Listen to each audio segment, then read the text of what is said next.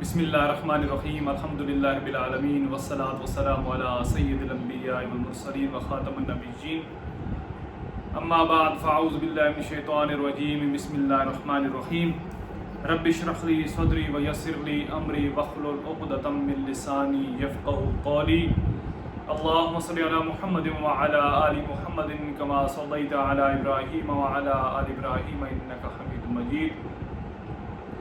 اللہم بارک علی محمد وعلی آل محمد کما بارکت علی ابراہیم وعلی آل ابراہیم انک حمید مجید۔ السلام علیکم ورحمۃ اللہ وبرکاتہ۔ آج ملک پاکستان میں 9 ذی الحج ہے اور یہ انتہائی قیمتی دن ہے، اسلامی تاریخ کا انتہائی اہمیت کا حامل دن ہے۔ حجاز مقدس میں آج عید الاضحیٰ ادا کر دی گئی ہے اور امید بڑی ہے کہ یہ جو میں ریکارڈنگ کر رہا ہوں یہ آج ہی آپ تمام سامعین اور ناظرین تک پہنچ جائے گی۔ کوشش پوری یہی ہوگی، باقی جو اللہ کو منظور ہوا۔ چونکہ 9 ذی الحج سعودی عرب میں کل گزر گئی ہے تو اسی حوالے سے گفتگو تھوڑی سی کرنی ہے۔ ایک بھولا ہوا سبق ہے جس کو یاد کرنا ہے۔ ہم سب کو معلوم ہے کہ حضور صلی اللہ علیہ وسلم نے ذکات 10 ہجری کو حج کا ارادہ کیا اور آپ نے پھر ذی الحج میں حج ادا کیا، اور یہ حج جو تھا یہ بلا شبہ آپ کی زندگی کا پہلا اور آخری حج تھا۔ 9 ذی الحج کو آپ نے میدان عرفات میں ایک خطبہ دیا اونٹنی پر بیٹھ کر، اور تمام صحابہ کرام جتنے بھی مسلمان وہاں پر موجود تھے انہوں نے اس خطبہ کو بنفس نفیس سماعت فرمایا۔ حضور صلی اللہ علیہ وسلم کو اپنے سامنے پایا اور پھر حضور صلی اللہ علیہ وسلم نے اپنے صحابہ سے خطاب کیا، خطبہ دیا، اور اس کو عرف عام میں حجۃ الوداع کہتے ہیں۔ حجۃ الوداع یہ اس کا معنی ہے، نام ہے جو رکھا گیا ہے اسلامی تاریخ میں، حجۃ الوداع۔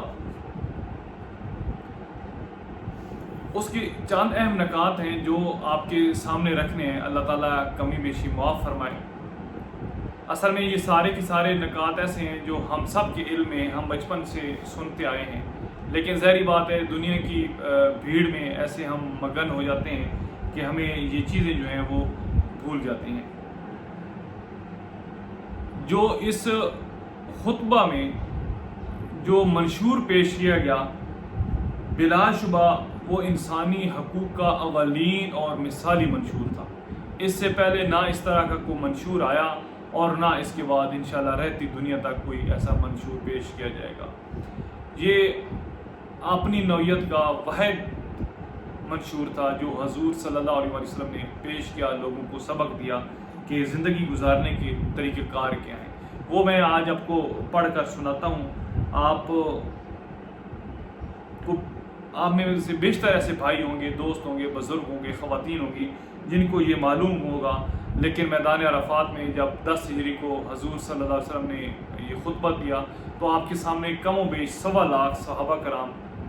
موجود تھے، اور آپ یہ خود سوچیں کہ آج ہماری مساجد میں، ہماری کسی بھی محفل میں، کوئی بھی کسی بھی قسم کی محفل ہو تو جب تک سپیکر نہ ہو، جب تک اچھا مائک نہ ہو تو جو مقرر ہوتا ہے وہ اپنی گفتگو بھی نہیں کر سکتا۔ اب میں آپ سے گفتگو کر رہا ہوں تو یہ مائک ہے، اس کے سارے گفتگو کر رہا ہوں، 100 پرابلمز ہیں،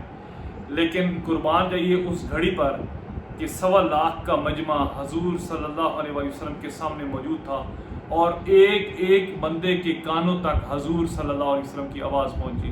تو خود سوچیں کہ وہ کتنی گرجدار آواز ہوگی، کتنی پیاری آواز ہوگی جو صحابہ کرام نے سماعت فرمائی تھی۔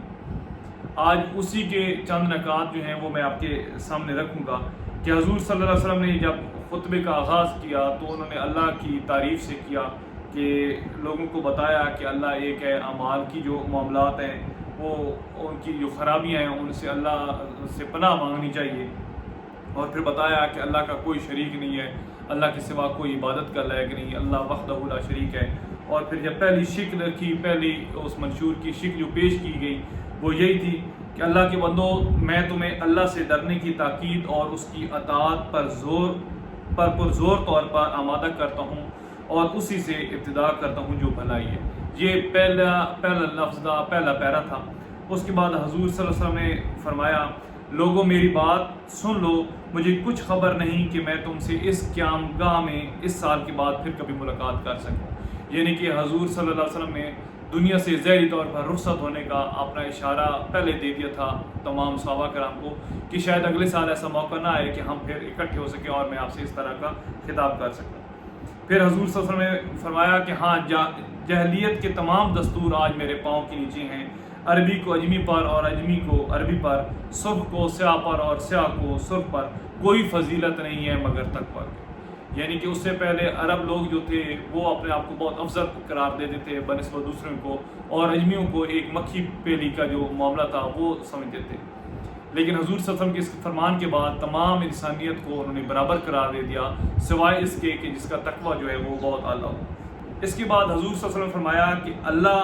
سے ڈرنے والا انسان مومن ہوتا ہے اور اس کا نافرمان شقی ہوتا ہے۔ تم سب کے سب آدم علیہ السلام کی اولاد ہو اور آدم علیہ السلام مٹی سے بنے ہوئے تھے۔ یہاں سے یہ بھی معلوم ہوتا ہے کہ آدم علیہ السلام کا جب تذکرہ کیا گیا کہ وہ مٹی سے بنے تھے تو اس کا مطلب ہے کہ ہم بھی مٹی سے بنے ہیں اور مٹی میں چلے جانا ہے، اس لیے کسی قسم کا غرور جو ہے وہ ہمیں جچتا نہیں ہے۔ پھر حضور صلی اللہ علیہ وسلم نے فرمایا لوگوں تمہارے خون، تمہارے مال اور تمہاری عزتیں ایک دوسرے پر ایسی حرام ہیں جیسا کہ تم آج کے دن کی، اس شہر کی اور اس مہینہ کی حرمت کرتے ہو۔ دیکھو عنقریب تمہیں خدا کے سامنے حاضر ہونا ہے اور وہ تم سے تمہارے اعمال کی بابت سوال فرمائے گا۔ خبردار میرے بعد گمراہ نہ ہو جانا کہ ایک دوسرے کی گردنیں کاٹنے میں لگ جاؤ۔ یہاں سے اس پیرا میں انتہائی اہم بات ہے کہ اللہ نے آج سے تمہارے مال اور تمہاری عزتیں ایک دوسرے پر اس طرح حرام کر دی ہیں جیسا کہ یہ مہینہ حرمت والا ہے۔ یعنی کہ کسی کی عزت جو ہے اس کو خراب نہیں کرنا چاہیے، چاک جس کو کہتے ہیں وہ نہیں کرنا چاہیے، پامال نہیں کرنا چاہیے، کسی کے مال کو جو ہے وہ ہڑپ نہیں کرنا چاہیے۔ اور پھر جو ہے حضور صلی اللہ علیہ وسلم نے فرمایا کہ جب میں دنیا سے چلا جاؤں تو میرے بعد گمراہ نہ ہو جانا جیسے کہ پہلے نبیوں کی امتیں جو تھیں وہ گمراہ ہو گئی تھیں۔ پھر حضور صلی اللہ علیہ وسلم نے فرمایا کہ جاہلیت کی قتلوں کے تمام جھگڑے میں ملیا میٹ کرتا ہوں۔ پہلا خون جو باطل کیا جاتا ہے وہ ربیع بن حارث عبد المطلب کے بیٹے کا ہے، اس کو حضور صلی اللہ علیہ وسلم نے معاف کیا۔ اس کے بعد اگر آج کے بعد کسی کے پاس امانت ہو تو وہ اس کے مالک کو ادا کر دے، اور اگر سود ہو تو وہ موقوف کر دیا گیا ہے۔ ہاں تمہارا اصل سرمایہ جو ہے تمہارا ہے، نہ تم ظلم کرو اور نہ تم پر ظلم کیا جائے۔ اللہ نے فیصلہ فرما دیا ہے کہ سود ختم کر دیا ہے، اور سب سے پہلے میں عباس بن عبد المطلب کا سود جو ہے وہ باطل کرتا ہوں۔ لوگوں تمہاری اور اس سرزمین میں شیطان اپنے پوجے جانے سے مایوس ہو گیا ہے، لیکن دیگر چھوٹے گناہ میں اپنی اطاعت کیے جانے پر خوش ہے، اس لیے اپنا دین اس سے محفوظ رکھو۔ پھر حضور صلی اللہ علیہ وسلم نے فرمایا اللہ کی کتاب میں مہینوں کی تعداد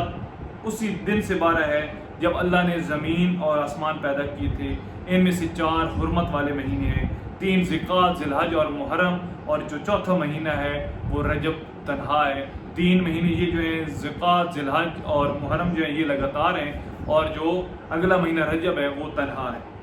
پھر حضور صلی اللہ علیہ وسلم نے یہاں پہ خواتین کا تذکرہ کیا۔ لوگوں اپنی بیویوں کے متعلق اللہ سے ڈرتے رہنا، اللہ کے نام کی ذمہ داری سے تم نے ان کو بیوی بنایا، اور اللہ کے کلام سے تم نے ان کے جسم کو اپنے لیے حلال بنایا۔ تمہارا حق عورتوں پر اتنا ہے کہ وہ تمہارے بستر پر کسی غیر کو نہ آنے دیں، لیکن اگر وہ ایسا کریں تو ان کو ایسی مار مارو جو نمودار نہ ہو، اور عورتوں کا حق تم پر ہے یہ ہے کہ تم ان کو اچھی طرح کھلاؤ، اچھی طرح پہناؤ۔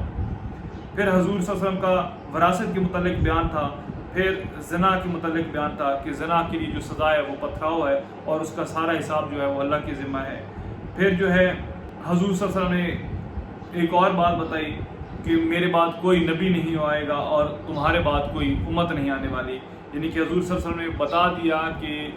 خاتم النبیین جو تذکرہ ہے وہ یہاں سے بھی ہمیں ثبوت مل گیا، پہلے قرآن میں بھی ہے اور یہاں سے بھی مل گیا ہے کہ حضور صلی اللہ علیہ وسلم کے بعد کوئی نبی قیامت تک نہیں آئے گا۔ اور پھر جو بتایا کہ نماز جو ہے وہ پنجگانہ عبادت کرو، اللہ کی عبادت کرو، پنجگانہ نماز ادا کرو، اور سال بھر کے مہینہ کے روزے رکھے، اور اگر استطاعت رکھتے ہو تو حج بھی ہے وہ ادا کرو۔ پھر حضور صلی اللہ علیہ وسلم نے بتایا کہ میں تمہیں ایک چیز چھوڑے جا رہا ہوں، یعنی کہ قرآن، یعنی کہ اللہ کی کتاب ہے قرآن، اور پھر سنت، حضور صلی اللہ علیہ وسلم کی سنت جو ہے۔ تو حضور صلی اللہ علیہ وسلم نے فرمایا کہ اگر اس کو پکڑے رکھو گے مضبوطی سے تو یقیناً کامیابی تمہارے قدم چومیں گی، اور اگر اس کو چھوڑ دو گے تو پھر دنیا میں ذلیل و رسوا ہو جاؤ گے۔ پھر آخر پر حضور صلی اللہ علیہ وسلم نے فرمایا کہ لوگوں سے پوچھا کہ اے لوگوں، قیامت کے دن اگر میری بابت سوال کیا جائے گا تو تمہارا کیا جواب ہوگا؟ تو تمام صحابہ نے یک زبان ہو کر کہا کہ آپ نے اللہ کا پیغام جو ہے وہ ہم تک پہنچا دیا۔ تو پھر حضور صلی اللہ علیہ وسلم نے آسمان کی طرف سر اٹھا کر کہا کہ اے اللہ، تو بھی گواہ ہو جا، تو بھی گواہ ہو جا، تو بھی گواہ ہو جا کہ میں نے جو حق تھا وہ ادا کر دیا۔ اور پھر حضور صلی اللہ علیہ وسلم نے پیغام بھیجا کہ یہ میری آواز جن لوگوں تک پہنچ رہی ہے ان کا فرض ہے کہ وہ آگے تک پہنچا دیں، اور اگلے جو ہیں وہ اگلوں تک پہنچا دیں، اور اگلے جو ہیں وہ ان سے اگلوں تک پہنچا دیں، اور عین ممکن ہے کہ اگلے جو ہیں یعنی کہ سب سے آخر والے جو ہیں وہ سب سے زیادہ عمل کرنے والے ہوں۔ یہ ایک بہترین خطبہ تھا، بہترین منشور تھا، اس کے چند نکات میں نے آپ کے سامنے رکھے۔ اللہ تعالیٰ سے دعا ہے کہ اللہ اس میں جو کمی بیشی ہے وہ معاف فرما دے۔ بہت ساری چیزیں ہیں جس کی تشریح بھی ضروری ہوتی ہے، لیکن موقع ایسا ہے کہ ٹائم کی قلت کی باعث کہ 5-10 منٹ کی ویڈیو ہوتی ہے، اس میں زیادہ تفصیل نہیں بتائی جا سکتی۔ لیکن پھر یہاں پر یہ بھی ہے کہ ایک بات جو ڈسکس کی گئی کہ اپنی عورتوں کو مارو اگر وہ برا کام کرتی ہیں، تو اس کے لیے یہ نہیں ہے کہ ایسی مارو کہ ان کا جسم پر نمودار نشان جو ہے وہ نہ ہو۔ وہاں پر ایک حدیث میں مسواک کا تذکرہ ملتا ہے کہ مسواک کے ساتھ مارو۔ پھر زنا کے بارے میں تذکرہ کیا گیا، تو زنا کے بارے میں یہ ہے کہ زنا کی قریب بھی مت جاؤ۔ ایک مخصوص حالت کو زنا کہا جاتا ہے، لیکن اس سے پہلے حضور صلی اللہ علیہ وسلم نے فرمایا کہ زنا کی قریب بھی مت جاؤ۔ اور قریب کا کیا ہے کہ دل میں ارادہ کرنا، کسی کی طرف بری نگاہ سے دیکھنا، وہ بھی ایک زنا کا، کسی کے ساتھ زبان سے کوئی الفاظ ادا کرنا، اس طرح کے ادا کرنا جو زنا کے زمرے میں آتے ہوں، تو یہ زنا کی قریب جانے کے متعلق ہے۔ اور قرآن مجید میں بھی یہ ارشاد اللہ تعالیٰ ارشاد فرماتا ہے کہ زنا کے قریب بھی نہ جاؤ۔ تو یہاں سے ہمیں معلوم ہوا کہ کتنے سینسٹیو معاملات ہیں جو اللہ کے حبیب صلی اللہ علیہ وسلم نے ہمیں سکھائے ہیں۔ اللہ کے حبیب صلی اللہ علیہ وسلم نے ہمیں بڑی اعلیٰ تعلیم دی ہے، اگر ہم ان کو پر عمل کرنے والے بن جائیں اور سننے والے بن جائیں، سمجھنے والے بن جائیں۔ آج میں سن رہا تھا خطبہ عید جو مکہ مکرمہ یعنی کہ خانہ کعبہ میں ادا کیا جا رہا تھا، اور شیخ عبدالرحمٰن السدیس صاحب وہ خطبہ دے رہے تھے، تو جب فلسطین کا تذکرہ ہوا تو ان کی آنکھوں میں انتہا کے آنسو تھے، آنکھیں نم تھیں۔ اور یقینی بات ہے کہ وہ جو خطبہ پڑھتے ہیں ہماری طرح نہیں ہوتا کہ زبانی پڑھ دیا ہمارے علماء کی طرح، ان کو سرکار کی طرف سے خطبہ دیا جاتا ہے، وہی اس کو پڑھ کر سنا دیتے ہیں لفظ بلفظ۔ اور جب فلسطین کا تذکرہ آیا تو وہ جب روئے تو میرے دل میں ایک بات آئی کہ جی جنہوں نے خطبہ لکھ کر دیا ہے، کیا ان کے دل بھی کانپے ہوں گے فلسطین کا جب تذکرہ کیا ہوگا کہ فلسطین پر کتنے ظلم ہو رہے ہیں، اور خطبہ لکھنے والوں نے تو لکھ دیا لیکن عملی طور پر کیا اقدام کیا گیا ہے فلسطین کے حق میں اور یہودوں کے مخالفت میں کیا کچھ کیا گیا، ہمارے سامنے سارے معاملات ہیں۔ آج وہ چیخ چیخ کر وہ بچے پکار رہے ہیں جن کے والدین دنیا سے رخصت ہو گئے۔ آج ہم ہیں تو ہمیں اپنے بچوں کی کتنی فکر ہوتی ہے کہ ہمارے بچے کہیں رول نہ جائیں، ہمارے بچے رول نہ جائیں، تو وہ بھی تو بچے ہیں جن کو پتہ نہیں ان کے والدین کب سے دنیا سے رخصت ہو گئے، بہن بھائی رخصت ہو گئے، کوئی بچہ ایک بچ گیا، کوئی 2 بچ گئے۔ تو یہ سارے کے سارے معاملات ہیں۔ اللہ تعالیٰ ہمارے حکمرانوں کو بھی ایمانی غیرت نصیب فرمائے، اور امت مسلمہ ہونے کے ناطے ہمیں بھی ایمانی غیرت نصیب فرمائے کہ ہم اپنے طور پر اپنا جتنا حق ادا کر سکتا ہے فلسطینیوں کے لیے، اور جو پریشان حال مسلمان ہیں ان کے لیے وہ کر سکیں۔ ہمارے پڑوس میں رہنے والے جو افراد ہیں ان کا ہمیں پتہ نہیں ہوتا کہ وہ کس حال میں ہیں، لیکن فیس بک اور سوشل میڈیا کے جتنے دوست ہوتے ہیں جو پریشان حال ہوتے ہیں ان کے بارے میں ہمیں ضرور آگاہی ہوتی ہے، اور نہیں آگاہی ہوتی تو قریبی رشتہ داروں کے متعلق کہ ان پر کتنا برا وقت ہے۔ اللہ تعالیٰ ہمارا حامی و ناصر ہو۔ یہ اس